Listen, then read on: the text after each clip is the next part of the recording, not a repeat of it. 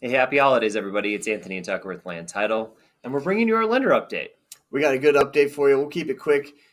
First off, let's just talk about inventory. We all know that's the big issue. We can really see both the month over month of, just about 18.5% down year over year, which is even more surprising. We're still down another 12% year over year. The one nice thing is that year over year, we're under contract, are up about 15%. So that's a good sign. And I know we're seeing a lot more movement this past 4 or 5 days. So that's a great sign. Hopefully, you guys are starting to see your rates come down and get those lists ready, get those refi lists ready because it's going to be coming next year. Yeah, we'll see how that goes for sure. Take a look at this. So let's talk about inventory specifically by submarket. I think there's a big dynamic shift in Boulder County that's taking place. A lot of the outerlying cities like Longmont, Louisville, Superior, they have huge drops in the amount of inventory, right? Because people are pulling some stuff off the market, but also they've continually been going under contract. They're a little bit more affordable. Then you get into the other side of the equation where Boulder. Lafayette has 60% more inventory than it did last time, right? Boulder's up 11%, Erie's up 26%. There's places where inventory just seems to be sitting.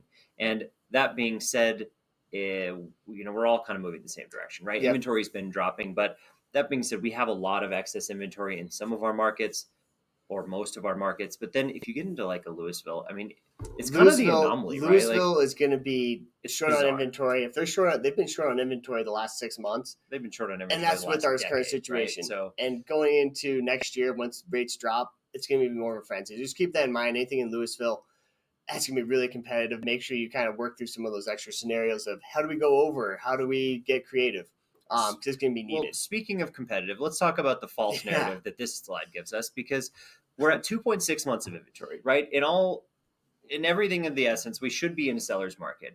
Does it feel like a seller's market? Sure, it does in Louisville, but it doesn't really anywhere else. Outside of Louisville, it does not. No, it feels like a buyer's market. And I think it's because low supply and low demand still look like we have this higher level of inventory than we really do, right? We Yeah. are artificially low inventory levels. But what that really means, and this is why we can say that, is the days in MLS are just slow. I mean, they've been slowing down a lot and they continue to slow down. We're at 47 and a half days in MLS. Last month in October, it was largely due to the attached product, but now it's Yeah. just everything, right? And I mean, it's just this time of year. We know things slow down, and then it'll be a little bit slower going into January, and then we'll really see that pickup come late January.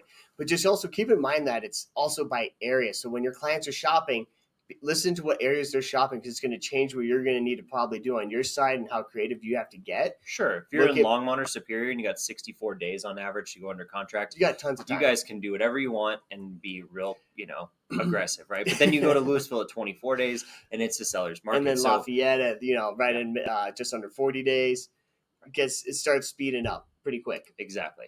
All right. All So right, let's go to sales by price range. I think the one thing that we wanted to point out most is I'll move my luxury seems head. to be doing remarkably well. Yeah, I mean, look at the 3+ million, 13 sales last month. We haven't had a month like that in a while. and this So is that's pretty cool. and I mean we can compare that to Denver, and we're only three below where Denver was, All of Denver Metro, all 7 counties. and that's a Yeah, lot more it's pretty inventory cool. than we have. So I'm going to move my head right here. Look at that year to date change on the far right. That is what's blowing us away. Is we've seen an overall decrease year to date of the luxury sales, but we can really see where we took that biggest hit in our lack of sales, and that was that 1 million all the way up to that 2 million range. Right. And that was our bread and butter for the last few years, and that's Sure. where we just had And that's a our ton cost of of money movement. problem, right? So And then you see down when to that even 600 up to a million, they're only down single digits. yeah, Versus exactly. that million to 2 million's down high double digits, and that's really you can look at that. It's just that cost of money playing in, and we're just going to continue to see that play in as we go forward. But let's look at this now. So this kind of paints the picture maybe a little bit better than the sold slide. But what I like about this is you can see the inventory stacking up at 2.5 or more million, right? I mean, crazy amounts. We're talking 12, 11 months of inventory on average up there. But then you get that 1.5 to 2.5 million range. And you would think this is a balanced market from this, right? 4 months, you'd think balanced market. It definitely doesn't feel that way. It feels like a buyer's market up there right now. It may change like at the drop of a hat, though. So I think that's Yeah. why we got to keep an eye on that. And then everything under 1.5 million, it really has been fairly competitive still. Now, it could be market to market. There's definitely some stuff 800 to 1.5 million that's been sitting in there a while. You can see that here. And this But is some just what's the what it is. quality of the inventory out there as well? Because Well, hey, I got a 3,000 square foot house right. outside of Boulder in one of the L towns. It's not a million. but it's not under 800. So a lot of stuff ends up there that needs work. Sure. And you see that across a lot of places, right? 8,000 square feet out in the county might be a big home, but it might not be perfect or up to date. It might be sitting. But then you look at this, look at the 3+ million marker, look at that 1 to 1.5 million. Yeah. We're still seeing a lot move quickly. So people are shopping, they're just picky, right? Yeah. And there's just because we have extra inventory there. Right. We have more inventory in that price band.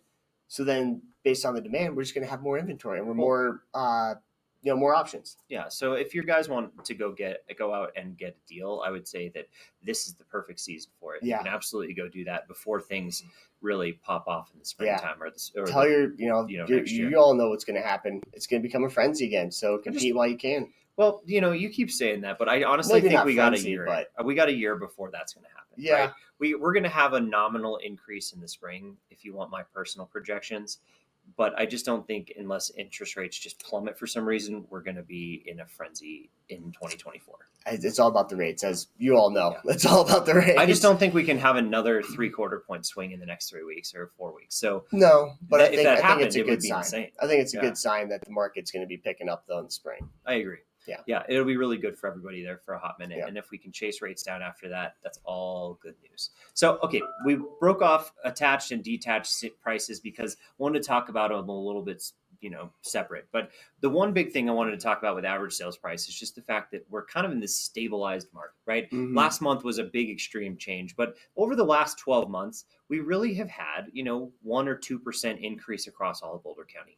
Now, nothing's created equal, obviously, right? When you look at Louisville or Lafayette or Superior, we're down 6% on average sales price in those areas. Now you got somewhere like Boulder that just keeps trucking along at 2%. And that's also our luxury markets really helping us. These super high sales really move that needle. And then you look at the other end of that spectrum and you look at Longmont, which is the most affordable place in the county. Same thing, just trucking along, 2-3% appreciation. Mm-hmm. Things are just, moving forward. Now, I think this all says a lot for the stability in the Boulder County market. So if we go over to the attached market, also sort of stable, but this is one thing where I think we really need to look at really what's been selling, because over the last 12 months, it's not the same product that's been selling elsewhere. I mean, Boulder really just shut off the whole high-end super luxury. And we just don't have as much product coming to market either. It's just not being built, right? Yeah, last year we had quite a bit coming to market, a lot of brand new attached. So I think use your localized market data if you're working in the attached market with buyers. But, either way, I think most of those trailing 12-month percentage change numbers are looking really positive, and they actually look a lot better than the detached market. So that's a good sign. Now, that's a little bit in-depth. And really to kind of put a bow on this, when you're talking with clients and they're going, oh, but we don't want to buy right now in case price drop, prices are already increasing, which was through the hardest part of our cycle. In our market cycle, we're right now exiting the hardest part. Now, it's not going to be roses and perfect tomorrow, but we're right now exiting the hardest part. We've seen the light at the end of the tunnel. We know the daylight's coming tomorrow.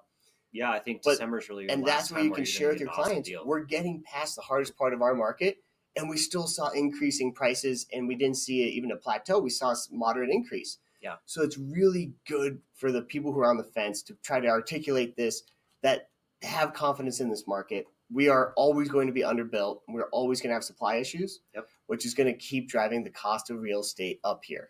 Okay, so if you look at it by sold units, this kind of articulates Tucker's point well. We really were at kind of the bottom level of sales. Like we were basically at where, unless you got divorced or you were moving out of state for a job. I'm calling it the 3 Ds. Yeah. It's death, divorce or debt. Yeah, those are the people that are moving. So it's the needs. It's but the you can see situations. How flat that curve has gotten, right? You usually see this big bell curve where people want to buy in the spring and summer because it's convenient, it's nice to move, and it's easy. And then people choose not over the holidays and whatever, and you see those slump.